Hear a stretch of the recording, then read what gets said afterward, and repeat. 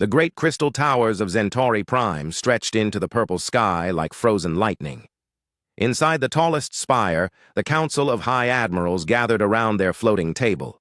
Each member represented a different world in the Zephyrian, Galactic Empire, and each wore the dark blue uniform that marked them as rulers of the stars. Admiral Kethavar stood at the head of the table.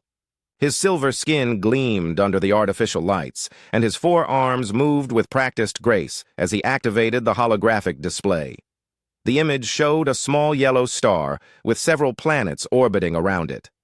"Honored Admirals," Kethavar began, his voice carrying the authority of 10,000 years of conquest. "We have discovered another primitive species on the outer rim. They call their world Earth, and themselves humans." The other admirals leaned forward with mild interest. Admiral Zex Tara, her blue scales catching the light, spoke first. "What is their technological level? Have they achieved faster-than-light travel?" Kethavar made a dismissive gesture with his lower arms. "Barely. Our scouts report they use crude chemical rockets to reach their moon. They have built some basic space stations, nothing more. Their weapons are projectile-based, using gunpowder and simple explosives. Quite pathetic, really." Admiral Morthek, whose insect-like features twitched with amusement, clicked his mandibles. "Another easy conquest, then. How many ships will we need for pacification? A dozen?" "I was thinking 50, Kethavar replied. "Their planet has decent resources. Water, metals, and about 8 billion workers once we process them properly. We can use their industrial capacity after we remove the troublemakers." The table fell silent for a moment. 50 ships was considered a massive force for dealing with primitives. Most species surrendered after seeing just 5 Imperial vessels. Admiral Zexa Tara pulled up additional data on her personal display. "These humans seem to breed quickly. That could be useful for mining operations on the harsh worlds. But 50 ships? Are you certain they pose any threat?" Kethavar laughed, a sound like grinding metal. "Threat? Look at their technology. They fight wars with metal tubes that shoot tiny projectiles. Their fastest ships take months to travel between their own planets. We have conquered species 1,000 times more advanced." The Council reviewed the intelligence reports. Images showed human cities, their primitive aircraft, and their basic spacecraft. Everything looked exactly like what they had seen countless times before. Another young species just beginning to reach for the stars. Admiral Morthek studied the tactical analysis. "Their military seems divided into separate nations. This should make conquest even easier. We can play them against each other." "Exactly," Kethavar agreed. "Intelligence suggests they still fight wars among themselves using ground forces and simple aircraft. They have no unified planetary defense, no energy shields, no plasma weapons. This will be our easiest campaign in centuries." What the Zephyrian admirals did not know was that 3 light-years away, hidden in the asteroid belt of the Sol system, human listening posts had been tracking their scout ships for 2 years. The massive dish arrays built into hollowed-out asteroids had been recording every transmission, every scan, every probe that the Empire had sent. Deep beneath the surface of Earth, in a facility that officially did not exist, General Patricia Morrison stared at the same intelligence reports the Zephyrians had compiled about humanity. But her version contained additional information that made her jaw clench with determination. "They think we're primitives," she said to the assembled officers around her. "They see our cities, our current technology, and they assume that's all." "We have," Colonel Jiang Wei nodded grimly. "The decoy worked perfectly, General. While they watched our public space program launch simple rockets, they completely missed the real installations." Morrison turned to the massive display that showed the true scope of humanity's preparation. Hidden shipyards in the outer planets, weapon testing facilities disguised as research stations, manufacturing complexes built into the dark side of the moon. For 50 years, humanity had been preparing for this moment. "How long until their fleet arrives?" Morrison asked. 6 weeks, based on their current course and speed," replied Dr. Sarah Chen, the fleet's chief scientist. "Their faster-than-light drives are actually quite slow compared to what we've developed." Morrison allowed herself a cold smile. "Perfect. That gives us time to move the last pieces into position. Are the civilian populations ready for evacuation?" "The deep shelters can protect 90% of major population centers," Colonel Jiang confirmed. "Emergency supplies are distributed. But, General, if they start bombing cities..." "They will. Morrison cut him off. Every report we have on Zephyrian tactics shows the same pattern. They arrive, demand surrender, and if refused, they destroy a major population center as an example. It's how they've operated for millennia. The room fell quiet. Everyone knew what that meant. Millions would die in the first strike, just as millions had died on hundreds of other worlds when the Empire came calling. Dr. Chen leaned forward. General, our projections show we can stop them. The technology advantages we've developed should be overwhelming once we reveal them. Should be, Morrison repeated. But we can't take chances. This isn't just about winning a battle, people. This is about sending a message to the entire galaxy. When the Empire attacks Earth, we need to respond with such force that no one ever considers humanity weak again. Back on Centauri Prime, Admiral Kethavar was finalizing the fleet composition for the Earth campaign. 50 ships, as planned, including his own flagship, the Dominator. Each vessel carried enough firepower to level continents, and together they represented the might that had conquered 1,000 worlds. The humans won't even know we're coming until we drop out of hyperspace in their system, he told his aide, a young Zephyrian officer named Veltar. We'll broadcast the standard surrender demand, they'll refuse because they're too primitive to understand what they're facing, and then we'll glass one of their cities. After that, they'll beg to serve the Empire. Veltar consulted his data pad. Which city should we target for the demonstration strike, Admiral? Kethavar studied the human population centers on his display.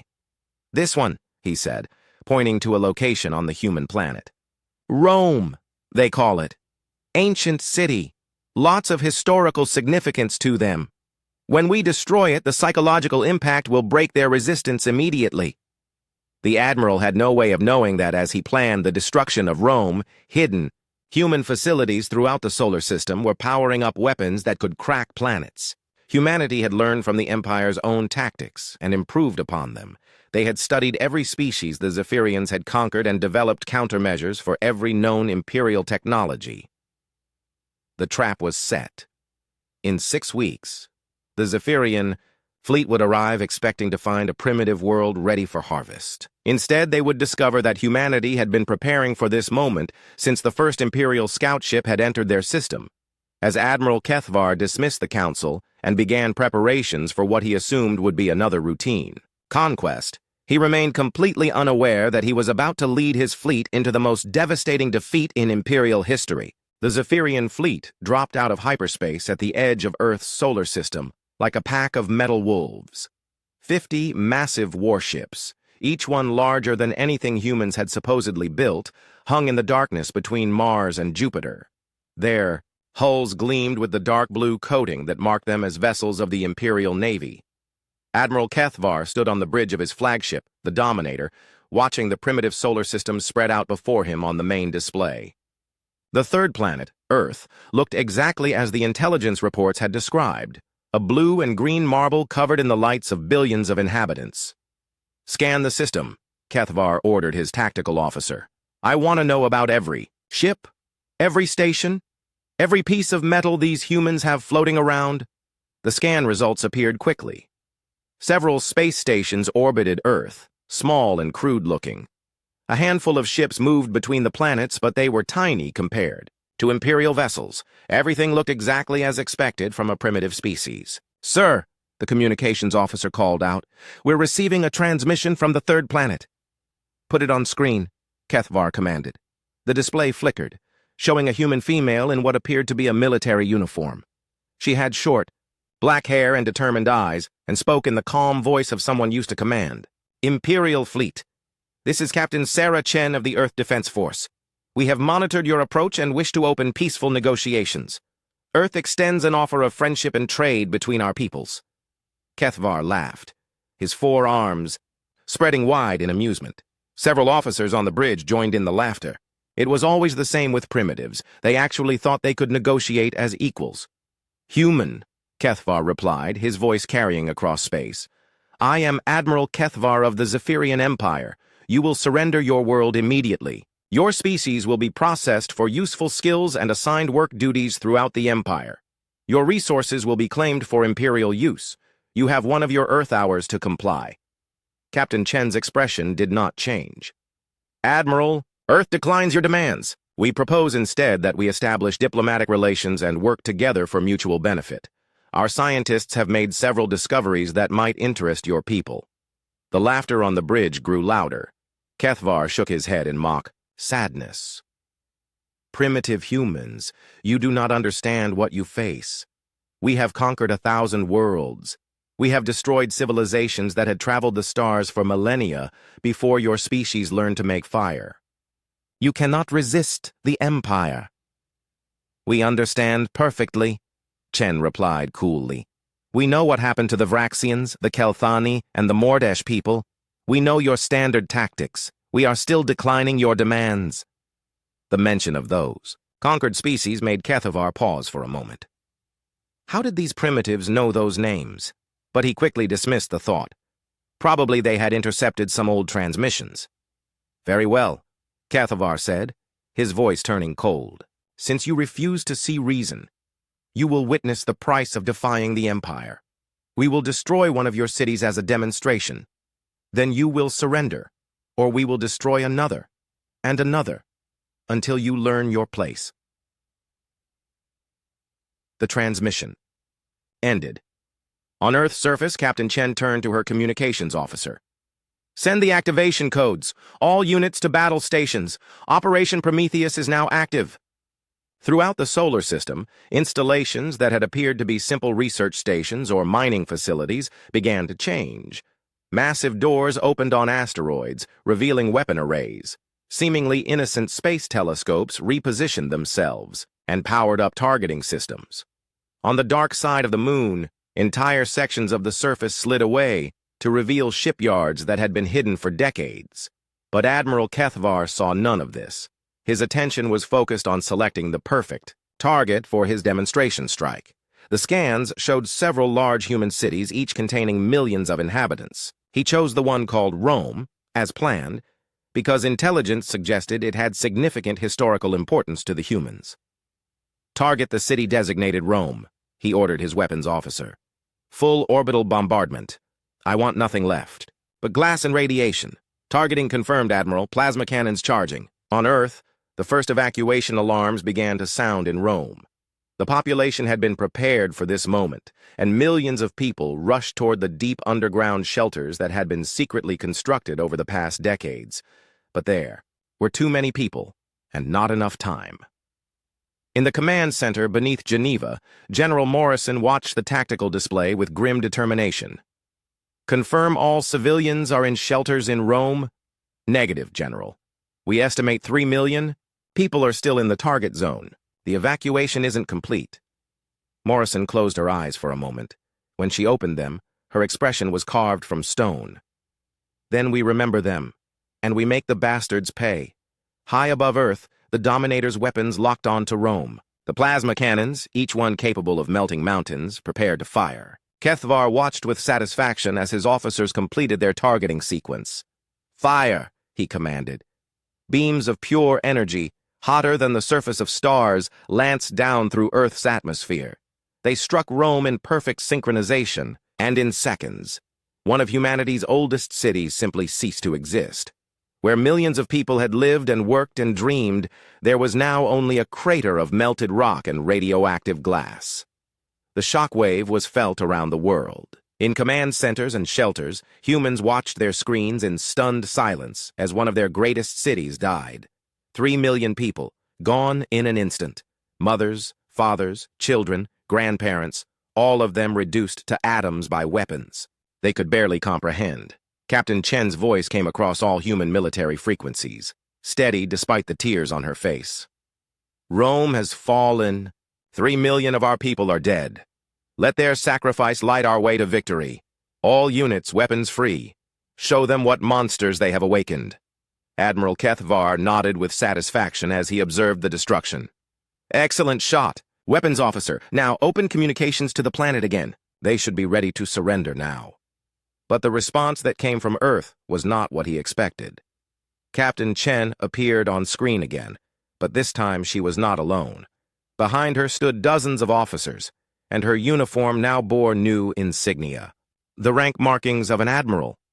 "Admiral Kethvar," she said, her voice carrying a coldness that made the Imperial bridge crew shift uncomfortably. "You have just murdered 3 million innocent people. You wanted to demonstrate the power of the Empire. Now we will demonstrate the power of Earth." Kethvar frowned. "Human, you are in no position to threaten us. Surrender now, or we will destroy another city." Admiral Chen smiled, but it was not a pleasant expression. "Admiral, you seem to be under the impression that you're dealing with primitives. Allow me to correct that assumption. Computer, activate stealth systems. Show them what they've really walked into."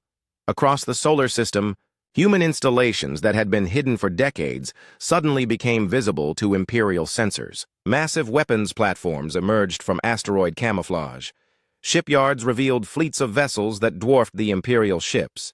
Battle stations that had been disguised as research facilities powered up weapons that registered energy signatures, beyond Imperial understanding. On the bridge of the Dominator, alarm sirens began to wail. The tactical officer stared at his displays in shock. "Admiral, we're reading massive energy signatures throughout the system. Hundreds of installations just appeared on sensors, and sir, there are ships, thousands of them." Admiral Kethvar stared at the tactical display, his confidence cracking like thin ice. "That's impossible. Our intelligence reports showed they were primitives." Admiral Chen's voice filled the bridge. "Your intelligence reports showed you exactly what we wanted you to see.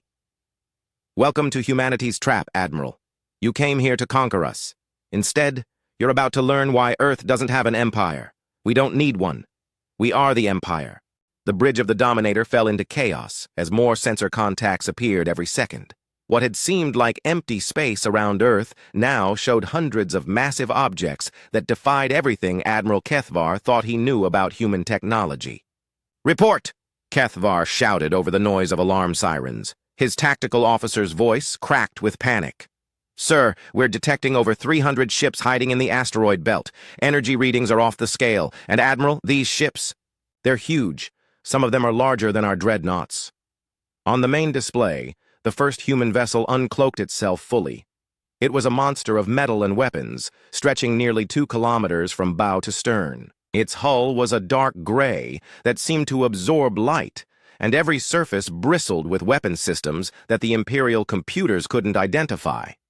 "Impossible," Kethvar breathed. "Our scouts reported they could barely reach their own moon." "Sir," the communications officer called out, "Admiral Chen is transmitting again." Admiral Chen appeared on screen, but now she stood on the bridge of what was clearly a massive warship. Behind her, human officers worked at control stations that looked more advanced than anything in the Imperial fleet. "Admiral Kethvar," Chen said calmly, "you're looking at the UHFS Prometheus, flagship of Earth's home defense fleet. She's armed with weapons your empire has never seen. Would you like a demonstration?" Before Kethvar could respond, one of the human ships opened fire. But these weren't the energy beams or plasma bolts that the Empire used. Instead, solid projectiles streaked across space at incredible speed, railgun rounds fired at a significant fraction of light speed. The Imperial cruiser Vengeance had no time to react. The railgun rounds punched through its shields as if they weren't there, because the shields were designed to stop energy weapons, not physical projectiles moving at such enormous speeds. The rounds tore through the ship's hull, and secondary explosions ripped the vessel apart from the inside. "Shields can't stop solid matter," Admiral Chen explained conversationally, as if she were discussing the weather instead of the destruction of a warship. "Physics is physics, Admiral. We simply accelerated some tungsten rods to about 20% of light speed. Your energy shields let them pass right through." Kethvar stared in horror at the wreckage of the Vengeance floating in space. "Return fire! All ships, return fire!" The Imperial fleet responded with everything they had. 50 warships opened up with plasma cannons, particle beams, and fusion missiles. The space around the human vessels lit up like a small star as enough energy to level continents was unleashed. But the human ships weren't there anymore. "Jump drives," Admiral Chen noted helpfully, as her vessels appeared behind the Imperial formation. "Not quite teleportation, but close enough. We can micro-jump directly into combat range, or jump away from incoming fire. Makes traditional fleet tactics, rather, obsolete."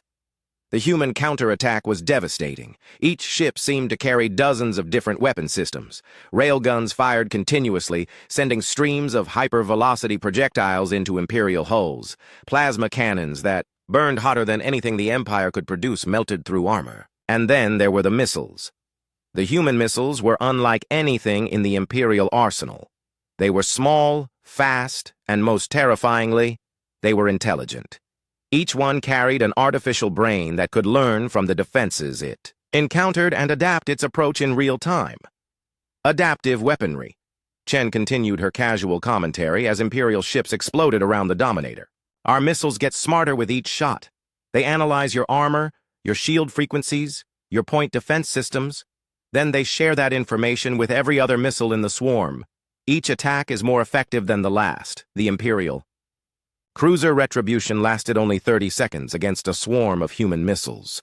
The first wave tested the ship's defenses. The second wave found the weak points. The third wave exploited them. In moments, a ship that had served the Empire for centuries was nothing but expanding debris.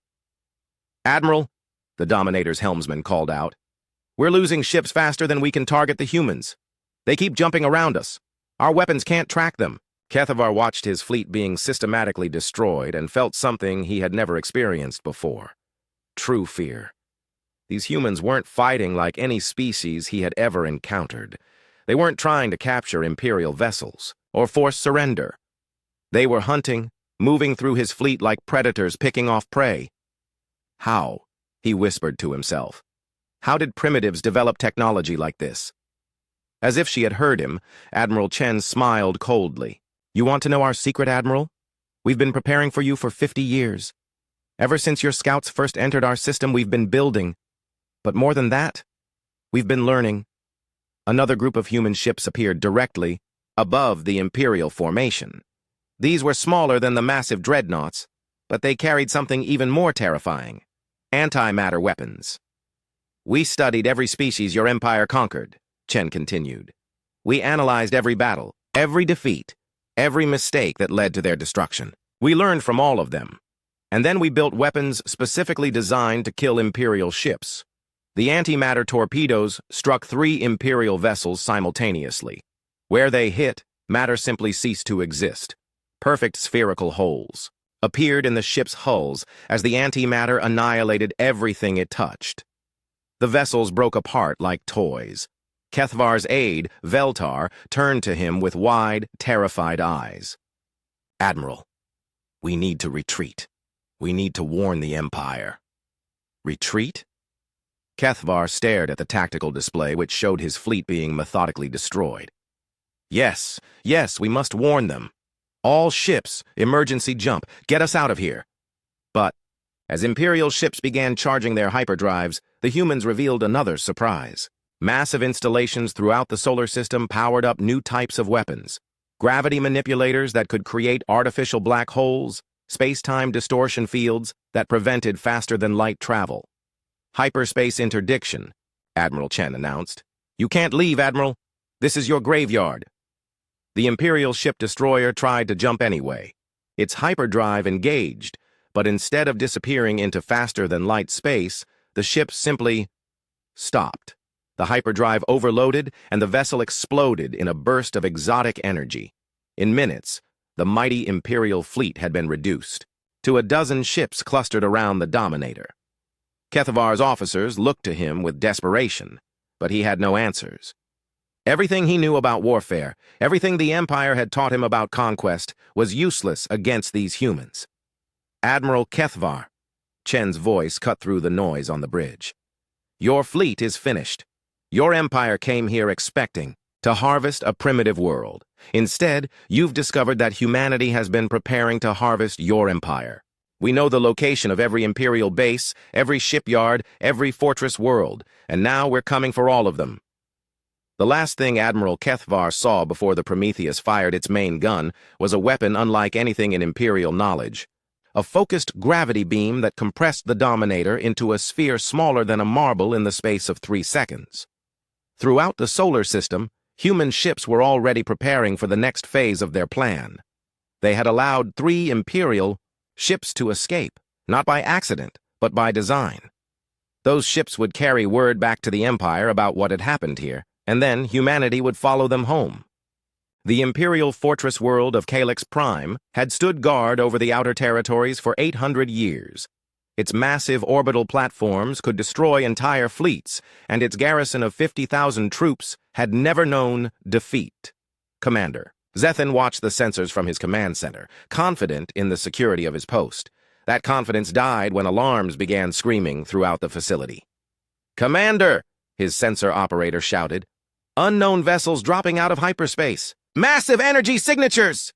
Zethan rushed to the main display and felt his blood turn cold. 20 human ships had appeared at the edge of the system, ships unlike anything in Imperial records. They were sleek and deadly, their hulls crackling with energy that made the fortress sensors scream warnings. "How did they find us?" Zethan whispered. Calyx Prime was deep in Imperial space, protected by a dozen early warning systems. No enemy fleet should have been able to approach undetected. The answer came in the form of a transmission from the lead human vessel. A human female appeared on screen wearing the uniform of what appeared to be a naval captain. "Commander Zethan," she said, her voice calm and professional. "This is Captain Torres of the Earth Fleet. We are here to close your facility permanently. You have 10 minutes to evacuate all personnel." "Impossible," Zethan snarled. "This fortress has withstood siege for centuries. Your handful of ships cannot threaten us." Captain Torres checked something on her display. "Commander, you have antimatter. Generators in Section C7 and C12, plasma conduits running through the outer ring, and your main reactor is located beneath the command center. We've been studying your fortress designs for months. We know every weakness." Zethan's face paled. That information was classified beyond the highest Imperial security levels. "How could you possibly know that?" "We told you," Torres replied. "We've been preparing. Your empire has conquered many species, but you always let a few survivors escape to spread word of your power. Those survivors remember. They remember the ships that destroyed their worlds, the tactics you used, the weaknesses they observed. And they all eventually found their way to Earth. On the fortress bridges, tactical officers reported the impossible. The human ships were somehow accessing Imperial databases, downloading classified information in real time. Security systems that had been thought impenetrable were being sliced, open like paper. "Fight them," Zethan ordered. "All weapons, open fire!" The fortress opened up with everything it had. Plasma cannons that could melt asteroids, particle beams that could cut ships in half, fusion missiles that carried the power of stars, enough firepower to reduce a planet to rubble. The human ships simply vanished. They reappeared moments later, scattered throughout the fortress's defensive perimeter. Zethan realized with growing horror that the humans had somehow teleported past all of his defenses. "Micro-jump technology," Captain Torres explained helpfully. "We can appear anywhere within several light minutes instantly. Your defensive formations assume enemies will approach from a single vector. We can appear from every vector at once." The human counterattack was swift and precise. Instead of trying to overwhelm the fortress with brute force, they targeted specific systems with surgical accuracy. Railgun rounds struck the antimatter containment systems, causing controlled explosions that crippled entire sections. Gravity weapons twisted the fortress's structure, opening gaps that smaller missiles could exploit. But what terrified Zethan most was how the humans seemed to know exactly where to hit. Every shot struck a critical system.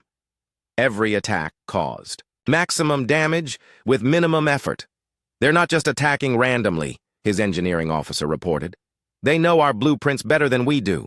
They're systematically destroying our infrastructure in the exact order needed to cause cascading failures." Within minutes, Calyx Prime, a fortress that had never fallen, was a drifting wreck. Its weapons were silent, its shields were down, and its garrison was trapped in sections rapidly losing life support. "Evacuation shuttles are standing by," Captain Torres announced. "You have 5 minutes to abandon the facility before we finish demolition." Zethan had no choice. As his people fled to the escape pods, he activated the fortress's emergency beacon to warn the Empire of what had happened. But when he tried to transmit, he found the communications systems had been perfectly disabled. They could receive messages but not send them. "You're learning," Torres noted with approval. "But you're too slow. By the time your next supply convoy arrives and finds this wreckage, we'll have hit 6 more installations. The human fleet vanished as quickly as it had arrived, leaving behind only debris and a chilling message broadcast on all Imperial frequencies. The Earth fleet remembers Rome. We are coming for all of you. Across Imperial space, similar attacks were happening simultaneously. The humans seemed to be everywhere at once, hitting targets that shouldn't have been reachable, using tactics that shouldn't have been possible. On the industrial world of Morthen, 15 human ships destroyed the Empire's largest shipyard complex in 20 minutes. They used weapons that created localized black holes, tearing the massive construction facilities apart from the inside out. The mining colony at Zerion's Edge found itself surrounded by human vessels that somehow materialized out of empty space.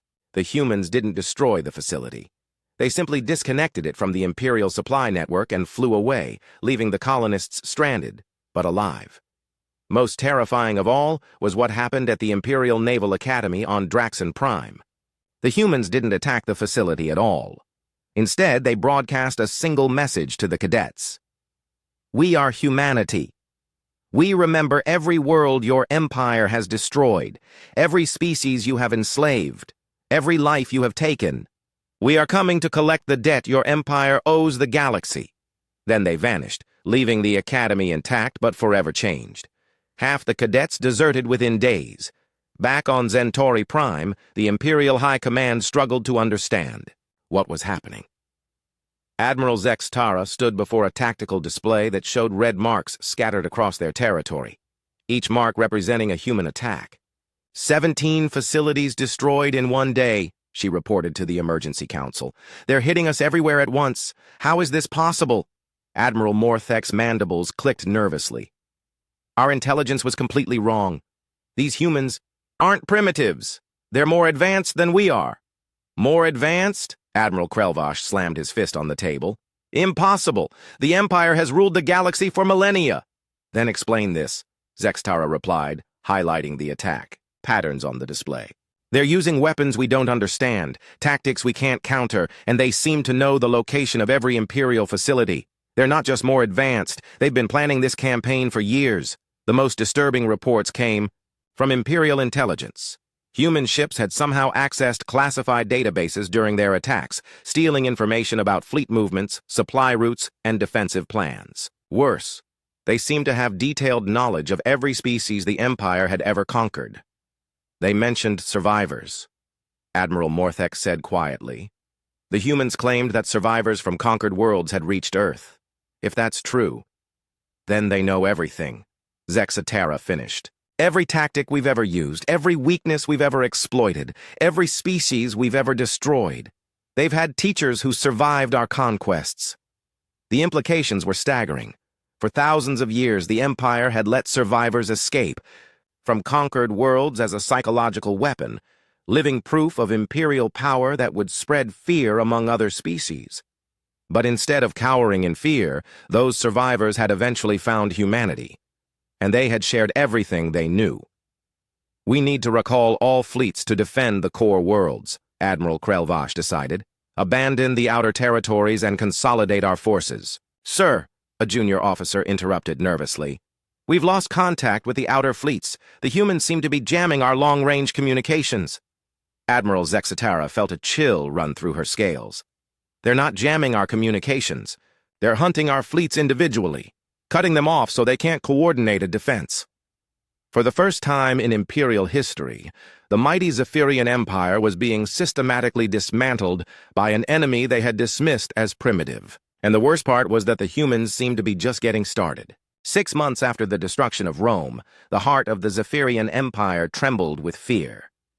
Centauri Prime, the jewel of Imperial civilization, had become a fortress world, as every available ship was recalled to defend the capital, Admiral. Zextara stood in the Imperial War Room, staring at a tactical display that showed the movements of human fleets across the galaxy. Red arrows pointed toward Centauri Prime from every direction, representing the largest military force ever assembled in galactic history. Status report, she commanded, though she dreaded the answer. Ma'am, the intelligence officer began, his voice shaking. Human forces now number over 50,000 vessels. They've been building ships faster than we can count them. Every industrial facility in their system is producing warships. Admiral Morthek clicked his mandibles nervously. 50,000? That's impossible. No species can build fleets that large. Humans can, Zexatara replied grimly. Remember, they had 8 billion people when this started. They've turned their entire civilization into a war machine. Every factory, every shipyard, every resource is dedicated to building weapons. The display showed the true scope of the disaster. In 6 months, the humans had destroyed over 300 Imperial facilities. Entire sectors had gone dark as human fleets swept through them like a plague. Millions of Imperial personnel were missing, presumed dead.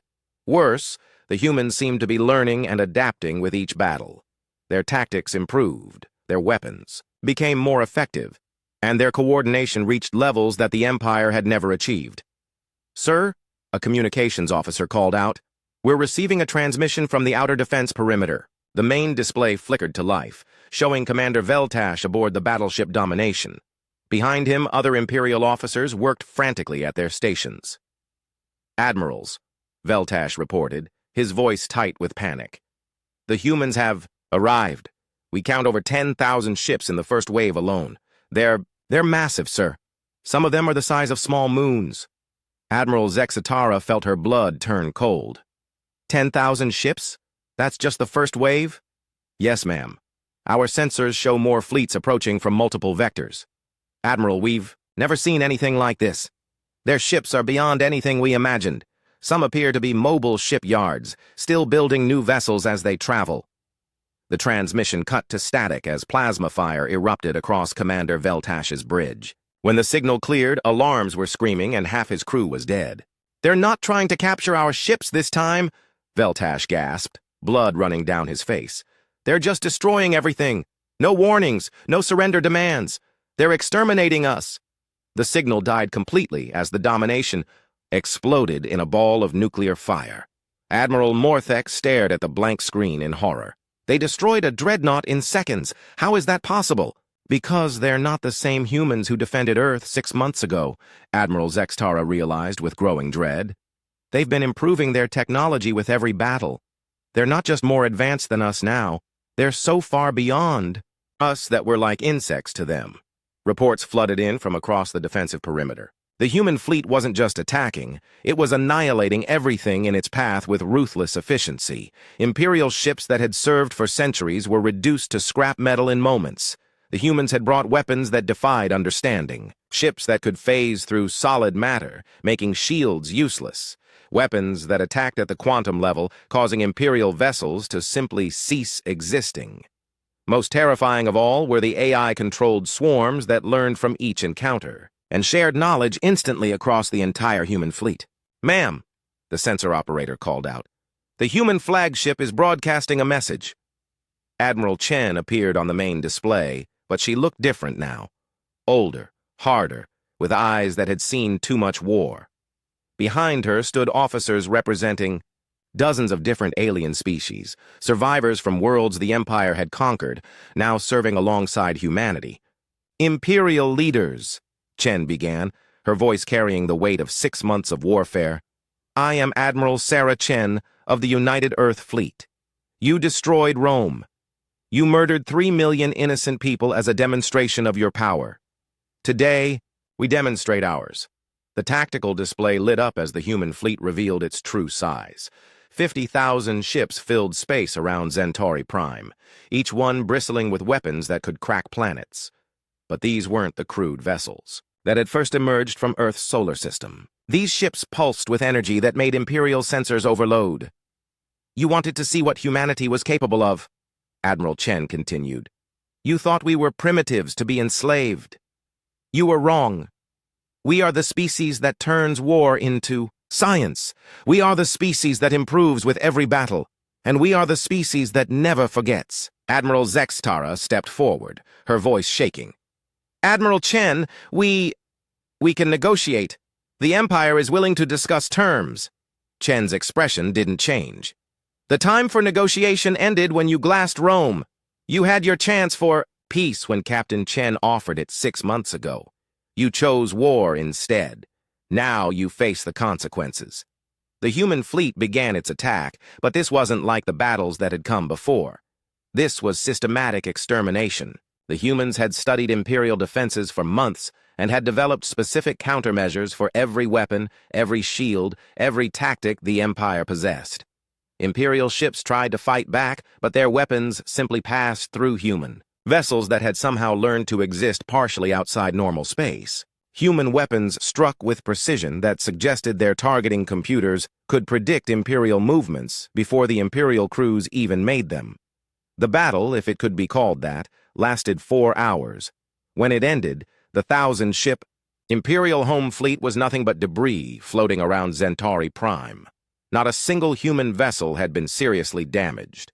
Admiral Zextara found herself standing alone on the bridge of her flagship as her crew evacuated to escape pods. Through the viewports, she could see human ships surrounding Centauri Prime like vultures around Carrion. Admiral Chen's voice filled the bridge one last time. "Admiral Zextara, you are the last Imperial flag officer still alive. You have a choice. Surrender unconditionally and live to see your empire become part of the Galactic Confederation under human leadership, or die with your ship."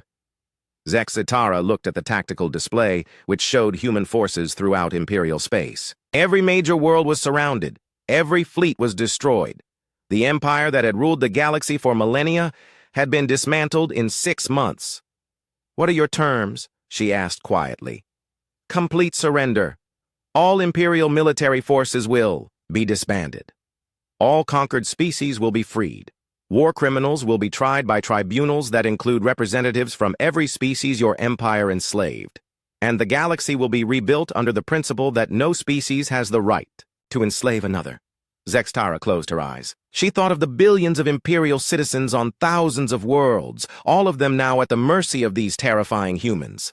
But she also thought of the billions more who had suffered under Imperial rule for millennia. "I surrender," she said finally. "The Zephyrian Empire formally surrenders to the United Earth Fleet." Admiral Chen nodded grimly. "The war is over, Admiral. The real work begins now."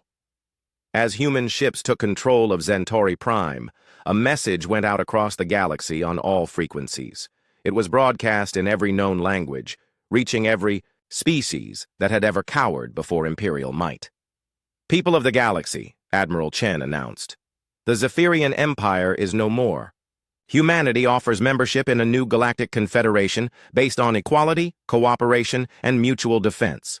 We invite all species to join us in building a galaxy where no world need fear conquest, where no people need suffer slavery, and where the strong protect the weak instead of exploiting them."